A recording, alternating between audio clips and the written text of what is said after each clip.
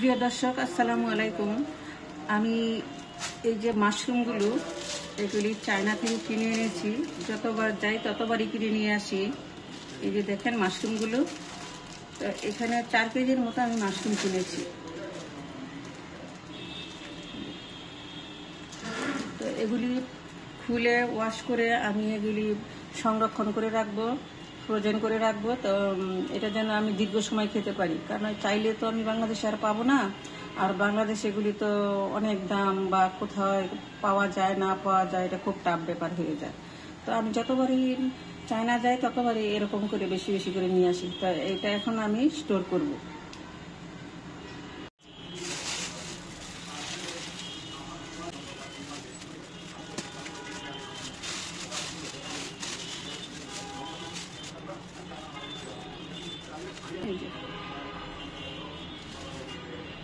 এই মাশরুম, এটা হলো গোল মাশরুম।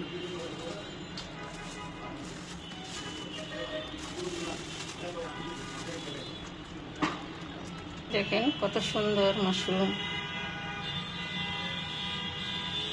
আমি যতবারই যাই ততবারই নিয়ে আসি, 4-5 কেজি যতটুকু সম্ভব হয় অতটুকু নিয়ে আসি আমি, কারণ আমাদের দেশে তো পাওয়া যায় না।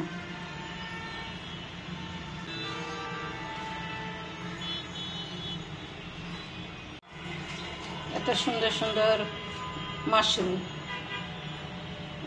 সুন্দর মাশরুম দেখতে। এগুলি আমি ভালো করে পরিষ্কার করে নিব, পরিষ্কার করে নিয়ে আসি। তো এগুলি স্লাইস করে করে আমি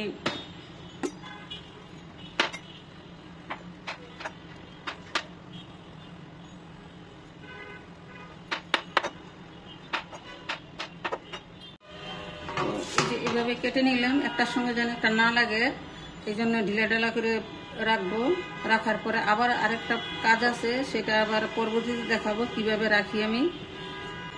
ডায়াবেটিস এগুলি যা অনেক উপকারী মাশরুম, কারণ আমাদের বাংলাদেশে তো পাওয়া যায় না। খাবো যে, বিদেশে তো সব কিছু পাওয়া যায়।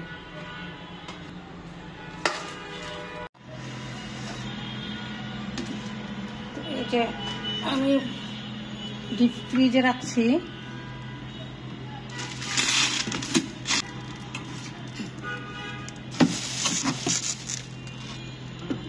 ডিপ ফ্রিজে রাখবো এইভাবে 10-15 মিনিট।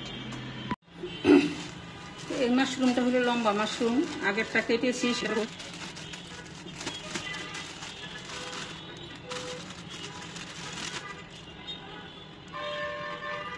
খুব সুন্দর জিনিস, কত সুন্দর প্রসেসিং করে ওরা।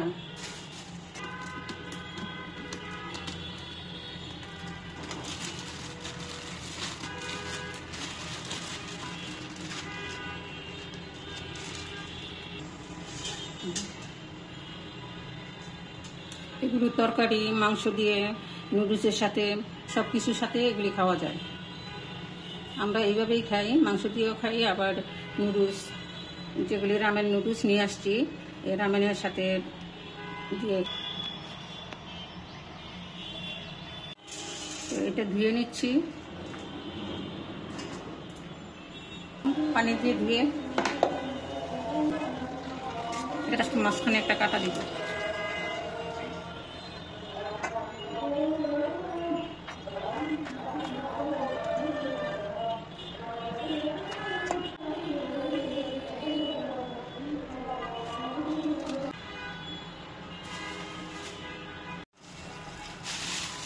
এটা আমি এইভাবে রাখছি, পলিথিনে করে একটু ঢিলে ঢালা করে রাখবো, যেন রান্না করার সময় সহজে বের করতে পারি।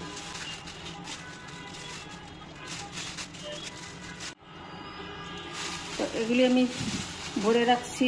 তো ঢিলে